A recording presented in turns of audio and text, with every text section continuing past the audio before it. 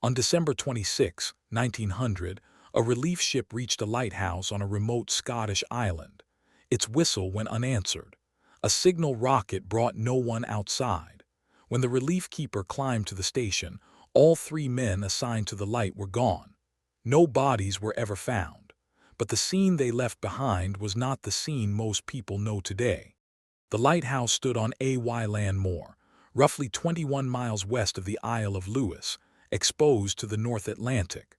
The island was small, steep, and difficult to approach, with landing places cut into the rock on its eastern and western sides. The White Tower rose about 75 feet from the top of a cliff, roughly 200 feet above the water.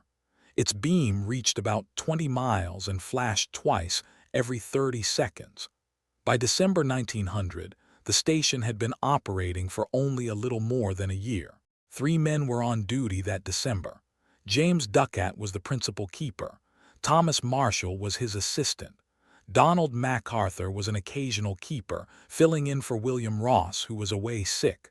A 4th keeper, Joseph Moore, was on shore duty. The work was repetitive, physical, and unforgiving. The keepers maintained the lamp and machinery, recorded weather conditions, and kept the landing equipment ready for the vessel that brought supplies and relief. Robert Muirhead, the Northern Lighthouse Board superintendent, later wrote that he knew the men personally and had recommended them for the station. He had visited them on December 7 and believed he was the last visitor to shake their hands. 8 days later, something happened on Eilean Mor. Near midnight on December 15, the steamer Archival passed the Flannan Isles. Its captain later reported that he could not see the lighthouse beam. That information did not reach the commissioners in time to trigger a response. There was a shore lookout on Lewis, but haze frequently hid both the island and its light for several nights at a time. Muirhead's report says the light was seen on December 12, then not seen again until Moore relit it on the 26th. The unusual gap caused concern, but not an immediate assumption that all 3 keepers had disappeared. 11 days later, the lighthouse tender Hesperus arrived for the routine relief. The normal landing preparations were missing, and no keeper came down to meet the boat. Captain Jim Harvey sounded the ship's whistle and siren. Then he fired a signal rocket. There was still no answer. Joseph Moore went ashore. According to Muirhead's official report, Moore found the entrance gate and outer doors closed. The clock stopped, no fire burning, and the beds empty. That description matters, because it is very different from the dramatic version repeated in books, podcasts, and films. Moore returned with help, and the station and island were searched. The men themselves had left no trace, yet the lighthouse did not look as though its crew had abandoned their duties in panic. Muirhead reached Eilean Mor on December 29. He inspected the station and landing areas, walked the available ground with the search party, and took statements from the Hesperus crew, Moore, and the boymaster. His report is not a distant retelling. It is the surviving account of the official investigation conducted days after the discovery. The lamp had been prepared, the oil containers were filled, the lens and machinery had been cleaned. In the kitchen, the pots and pans were washed and the room was tidy. The evidence suggested that the keepers had completed their normal morning work before they disappeared. The surviving archival summary says the formal log ended on December 13. Routine details for December 14 and the morning of the 15th had been written on a slate, waiting to be copied into the log. Those notes, together with the prepared lamp and clean kitchen, led investigators to place the likely disappearance on the afternoon of December 15. There was another clue inside the station. 2 sets of outdoor waterproof clothing were missing. Muirhead's report says Ducat and Marshall were believed to be wearing sea boots and weatherproof gear normally used when going down toward the landings. Outside, the contrast between the 2 sides of the island was sharp. The eastern landing was in order. The western landing area showed the force of the sea. Iron railings had been displaced and twisted. A block of stone weighing more than 20 hundredweight, a little over 1 metric ton, had been moved onto the concrete path. A lifebuoy fixed roughly 110 feet above sea level had been ripped away, leaving pieces of its canvas attached to the ropes. The box that held mooring ropes had also been washed from its position. The ropes were found lower down, still coiled rather than laid out for use. This was not proof of the men's final movements, but it was physical evidence of violent water reaching far above the normal landing platform.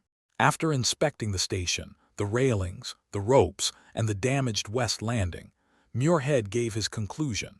The three keepers had most likely gone toward the landing to secure equipment when an unexpectedly large roller surged up the island and swept them away. Muirhead also considered whether the wind itself could have blown the men from the island. He rejected that as the less likely explanation because the westerly wind would have driven them uphill, where he believed they could have dropped to the ground before reaching the crest. It remains the explanation most consistent with the recorded scene. It is also only an explanation. No one witnessed the wave, and the exact final sequence is unknown.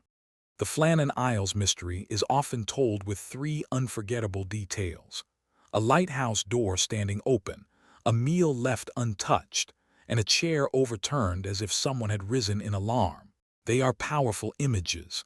They are also not what Muirhead recorded. His report says the entrance was closed and the kitchen had been cleaned.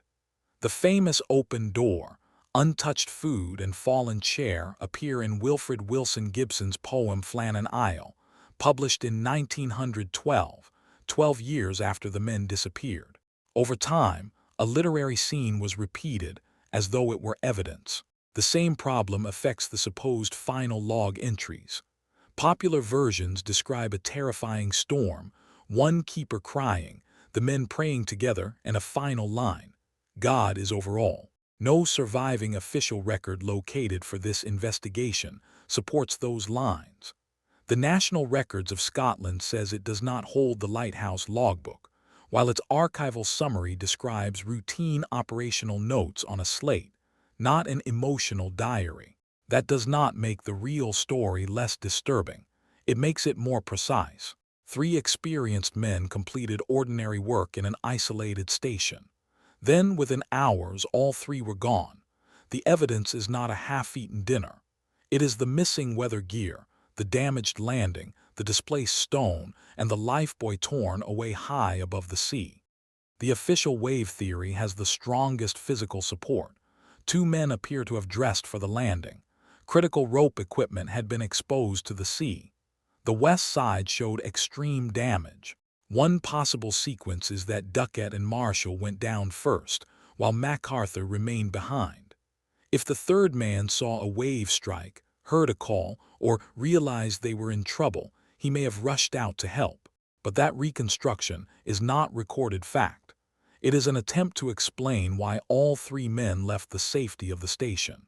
Another theory proposes a fight or deliberate violence. The official records, however, describe no signs of a struggle inside the station.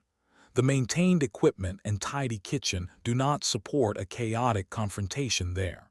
Escape, kidnapping, or an unrecorded visiting ship have also been suggested. No reliable record reviewed for this investigation places another vessel at the island to take the men away, and no later trace of any keeper appeared. Meanwhile, the West Landing provides direct evidence of a dangerous sea event. Then there are supernatural explanations. They may fit the atmosphere of an empty lighthouse, but the official records provide no evidence for them. Much of the eerie imagery entered the story through later literature, not the investigation itself. The theories are not equal. One is built from damaged railings, missing work clothes, displaced equipment, and an official inspection. The others depend mostly on gaps in the record.